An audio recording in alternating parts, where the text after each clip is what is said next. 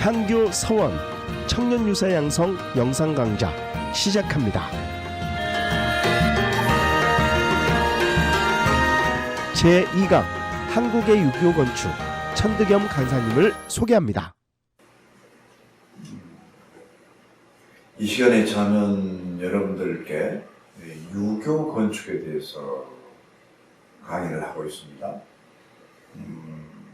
앞선 시간에는 유교 건축의 대표적인 건축이라 할 수 있는 향교에 대해서 설명했죠. 향교는 국가에서 경영하는 학교와 더불어서 공자님께 제사를 지내는 문묘적 성격을 함께 갖는 시설이고요. 이 향교에 대응해서 서원 건축이라는 게 있습니다. 서원. 향교가 관악이라면은 서원은 사학입니다. 아무래도 관악이니까 더 규범적이고 질서를 갖고 이러겠죠. 그리고 지방의 향리들이 깊게 관여하진 못했죠. 따라서 서원 건축이라는 건 사학이기 때문에 좀 문중 중심이고 향교가 제사에 조금 더 무게를 실은다고 하면은 서원은 교육 쪽에 더 관심과 무게를 더 싣는 그런 경우죠. 문제는 이제 서원이 너무 많다 보니까 이게 남설되고 대웅군 때 서원을 철폐하는 어떤 변형이 있었죠. 어떻든 조선시대 500년 가까운 세월 동안 향교와 서원은 우리 국가를 이끌어가는 규범이기도 하고 제사를 모시고 교육을 시키고 향촌 사회의 어떤 질서를 잡아가는 그런 기관으로서 대단히 의미가 있는 것이죠. 서원 건축은 향국교 건축에 비해서 조금 다르다면은 위치가 첫째 좀 다르죠. 향교는 아무래도 고을이 있으면 고을 바로 인근에 있는데 서원은 마을 중심 그리고 좀 풍경이 더 아름다운 경승지에 있고 또 개인이 문중이 경영을 하다 보니까 그 안에 모시는 분들도 문중의 대표적인 인물들을 중심으로 이렇게 모셔져 있죠. 자, 우선 서원 건축이 언제 어떻게 되어 있는가, 또 어떤 기능을 갖고 있는가, 건축적인 어떤 모습인가에 대해서 살펴보도록 하겠습니다. 우리나라의 최초 서원은 풍기군수 주세봉이 설립한 백운동 서원입니다. 주세봉은 중국 주자의 백록동 서원을 약간 기본으로 해서 우리나라 고려 유학자 안향의 거주지인 백운동에다가 그를 추모하기 위해서 사후를 건립하고 이를 백운동 서원이라고 하였죠. 1453년이죠. 그런데 이 백운동 서원이 나중에 편액을 받습니다. 국가로부터. 편액이라는 것은 임금님이 어필로 써주는 거예요. 그래서 소수서원이라는 최초의 사액서원이 됩니다. 이렇듯 서원이 엄청 많다가 나중에는 600여 기 정도 이르게 되고 국가에서 무슨 일을 할 때 서원 중심의 선비들이 나서서 그들은 이제 바른 얘기를 많이 했겠죠. 그래도 국가에서 강력하게 했던 지배력이 발동되지 않을 때는 서원 철폐해서 없애야겠죠. 그래서 47개만 남게 되었죠.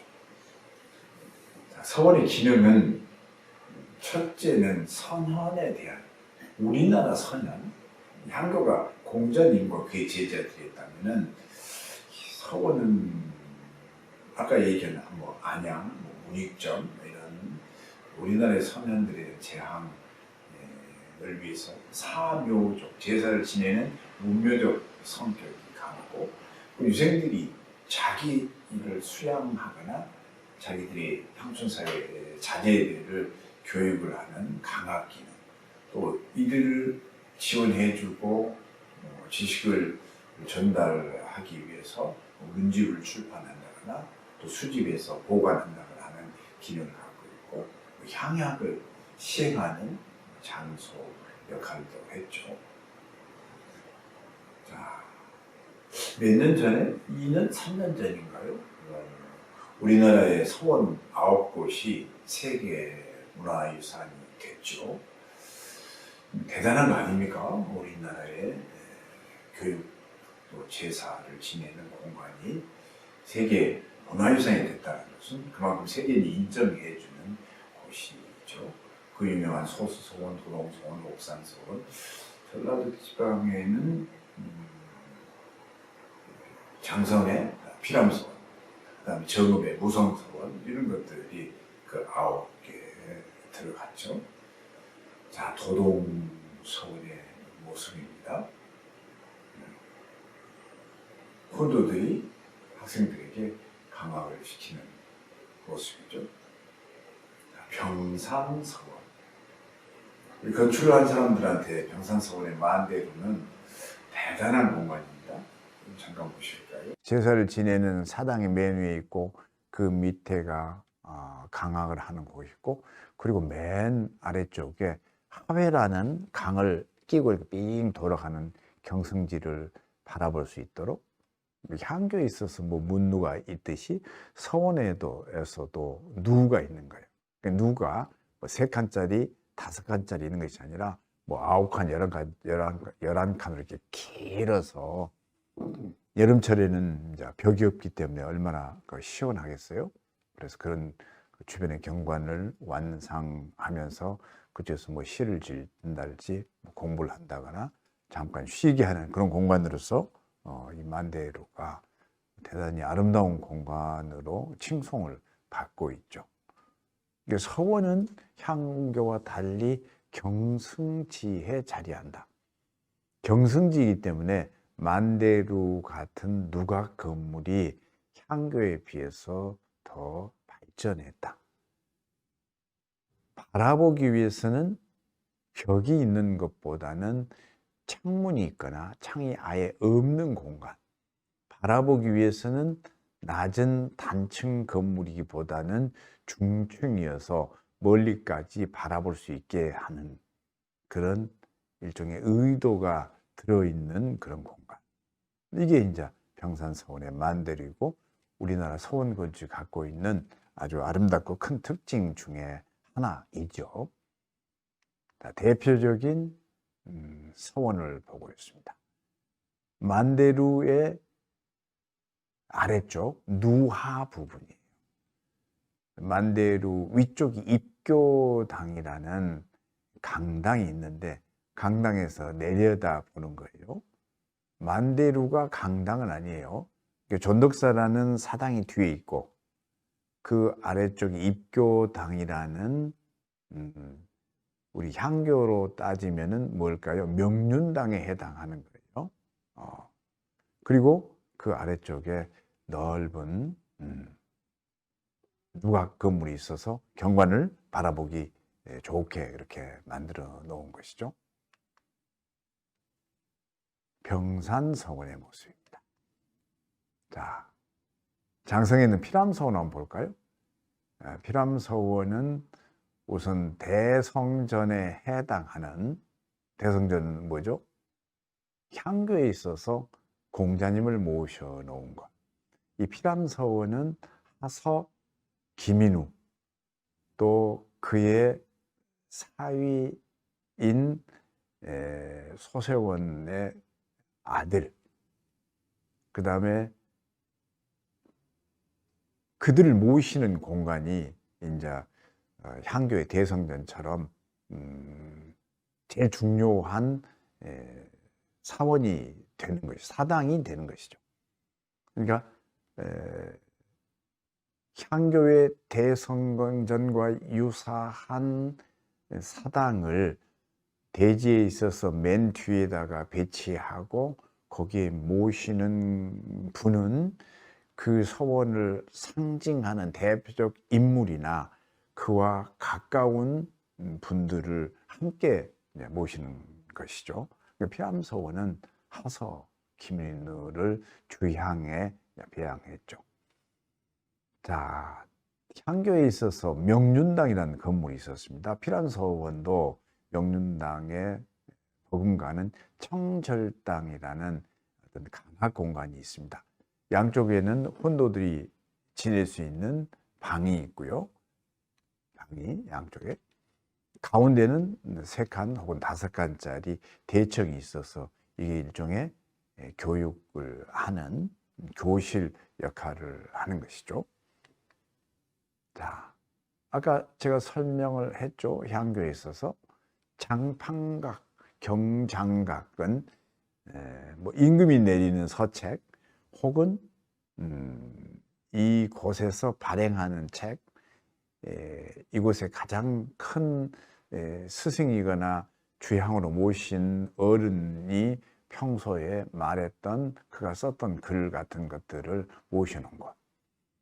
확연루는 중층 누각 형식으로 해서 주변을 멀리 바라볼 수 있게 아까 만대루와 같은 그런 성격을 갖는 외산문이면서 누각 건물이 되는 것이죠. 자, 문중의 어떤 서원의 역할을 많이 했음을 얘기하는 것이고, 자, 제실이라는 게 있습니다. 서원은 일종의 교육과 제사가 함께 있다면 제실은 교육적 기능이 조금 더 줄어든 거예요.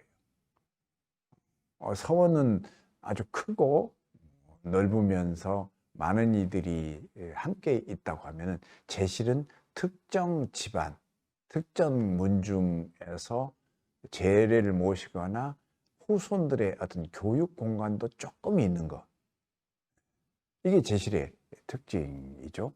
제례 절차를 모시거나 또 제례를 위해서 모인 문중의 동문들, 이들을 이제 함께 모셔서 뭐 몇 박 며칠 지내게 한다거나 1년에 몇 차례 모이게 한다거나 이런 건축이 제실인 것이죠. 장자가 많은 돈을 상속받고 그 돈으로 제실 건축을 지어서 그 집안의 어떤 위용도 보여주기도 하고 그래서 제실 건축이 의외로 호화롭고 큰 경우가 있죠. 향교 서원에 비해서 교육적 기능이 좀 떨어진 그런 공간이라고 할 수 있는 것이죠. 제실 건축 대표적인 것, 창릉의 제실이나 청주의 제실. 우리 지방의 아래쪽, 이건 담양의 몽항가, 이쪽은 어디죠? 저기 평장동 이런 것이죠. 자, 제실, 집안의 제사를 모시기 위한 공간. 자, 정묘입니다. 정묘. 삼강오륜에 의해서 선비들이 삶을 살 때 그의 아들 또 그의 부인 이런 분들 역시 유교적 가르침에 입각해서 삶을 살았을 거예요. 태어나서 죽을 때까지 바르게 임금을 위하고 또 부모를 위하고 또 부부간에 어쩌고 뭐 남녀가 어쩌고 이런 것들 잘 지키는, 국가가 위난에 빠져 있거나 뭐 부모가 뭐 병환 중에 있거나 그랬을 때 충과 효를 다하거나 또 남편이 세상을 떠났을 때 아내로서 갖춰야 할 덕목을 잘 지켜준다거나 이랬을 때는 대개 국가에서 상을 내리는 거죠. 상. 뭐 어느 고을에 누구는 국가를 위해서 이런 일을 했다. 뭐 임난, 뭐 정유재란, 뭐 호란, 뭐 예를 들면 그리고 뭐 아버지가 병환 중에 있을 때 돌아가시려고 하니까 뭐 효행을 다 하는 것이죠. 손을 잘라서 피를 뭐 어쨌다 할지, 뭐 먹을 것이 없을 때는 뭐 허벅지 살을 잘라서 어떻게 했다 할지, 또 남편이 죽게 되니까 뭐 따라서 죽었다 할지, 또 자기 몸을 더럽힐 위기에 처해 있을 때 스스로 자진했다 할지, 뭐 이런 것들이 조선시대에서 삼강과 오륜이라는 그런 덕목으로 보았을 때 아주 의미 있는 것이죠. 그래서 이를 지키는 자들에게 국가에서 상을 내리는 거예요. 상을 내릴 때 건물을 조그맣게 지어준 경우도 있고, 아니면 표창장을 주었을 때 그 표창장을 각해서 특정 건물에다가 이렇게 걸어 놓은 경우, 어떤 경우는 대문에, 아니면은 정례건축을 따로 이렇게 지어서 정각으로 따로 둔 경우도 있죠.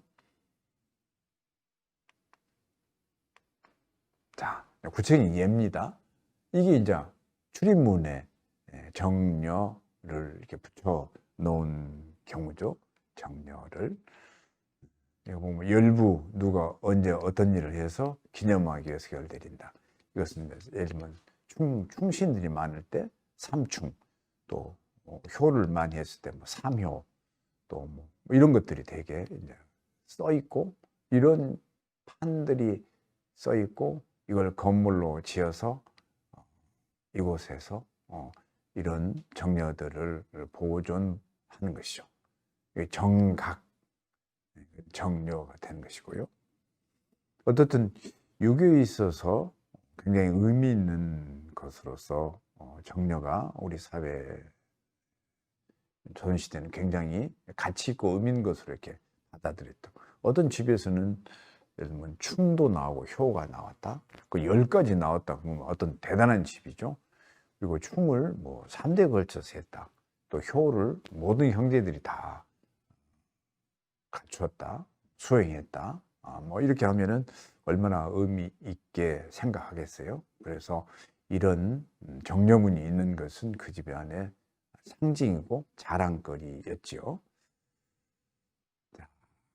광주광역시 기념물 사업으로 되어 있는 충효동의 정려 비각이죠. 아까 현판으로만 되어 있기도 하지만은 비각으로 되어 있죠. 비석으로 만들고, 그 비석이 훼손되거나 비바람에 들치니까 비각을 만든 경우가 있죠.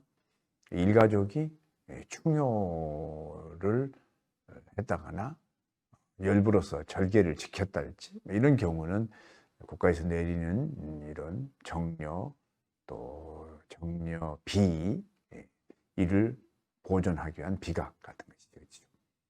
자, 방금 제가 말씀드린 향교 이외의 것들이 조선시대 선비들이 향촌 사회를 중심으로 자기 문중을 중심으로 되게 이루어진 것들이죠. 그래서 그들은 조선시대 선비들이 살아가면서 유교 건축이 있다면은 상대적으로 주거 건축도 함께 있는 거예요. 그러니까 태어나서 죽을 때까지 뭐 365일, 아니면은 아침에 일어나서 저녁에 잘 때까지 유교라는 큰 틀에서 종교적인 시설이 있고, 일상의 생활을 살아가는 주거 건축도 함께 있는 것이에요. 물론 이제 주거 건축 맨 뒤에 있는 가묘라에서 문중에 이제 사당이 있기도 하죠. 어떻든 이런 것들이 뗄래야 뗄 수 없는 관계예요. 일상의 삶, 그리고 자기들의 표상으로서의 유교, 그리고 선조를 모시기 위한 가묘, 이런 것들이 이제 되게 이제 함께 가는 것이죠.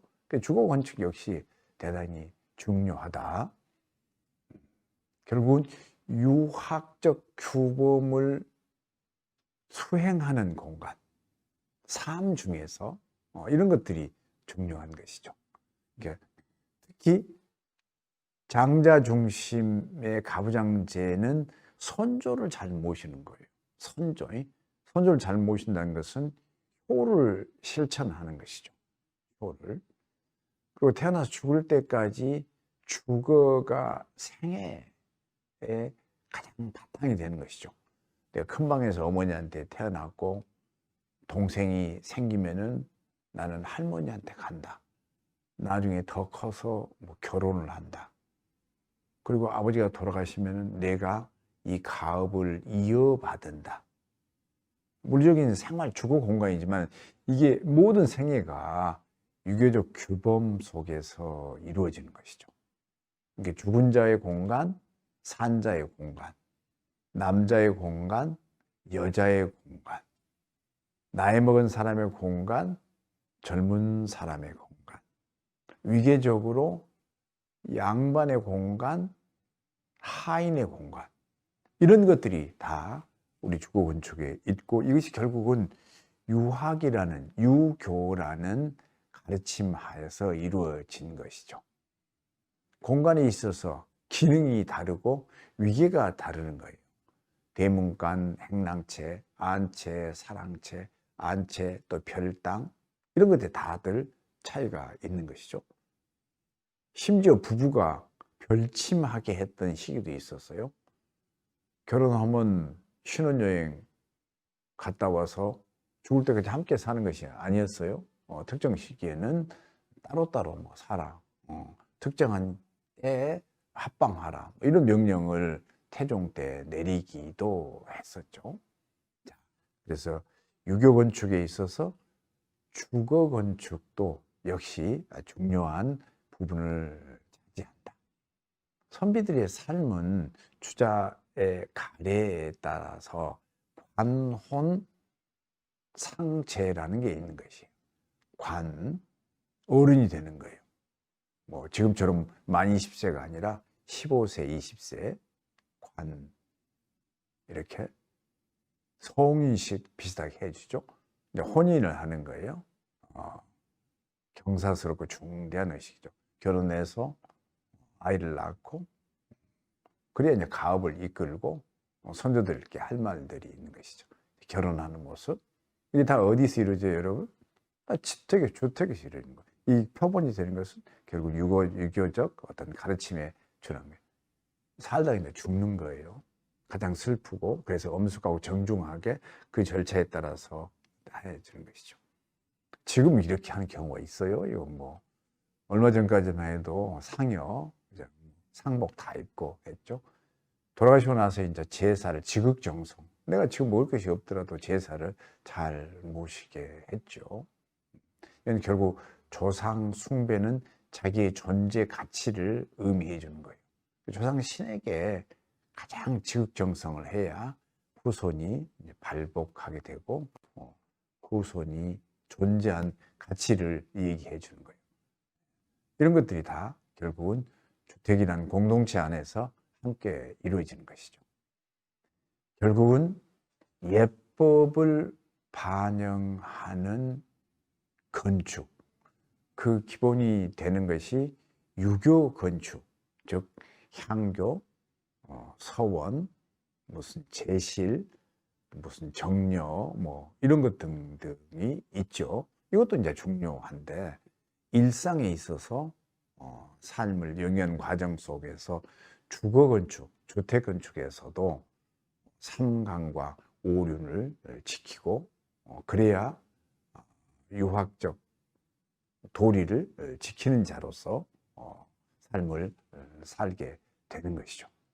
부모하고의 관계, 또 형제 간의 관계, 또 부부 간의 관계, 국가에 대한 충성, 그리고 지역사회에서 선비가 해야 될 어떤 덕행, 제일 중요한 것은 자기의 마음가지가 바르고 의롭다, 이런 것들을 배우고 익히면서 물리적 공간 안에서도 이를 실천하는 것으로서 우리 건축이 의미가 있는 것이죠.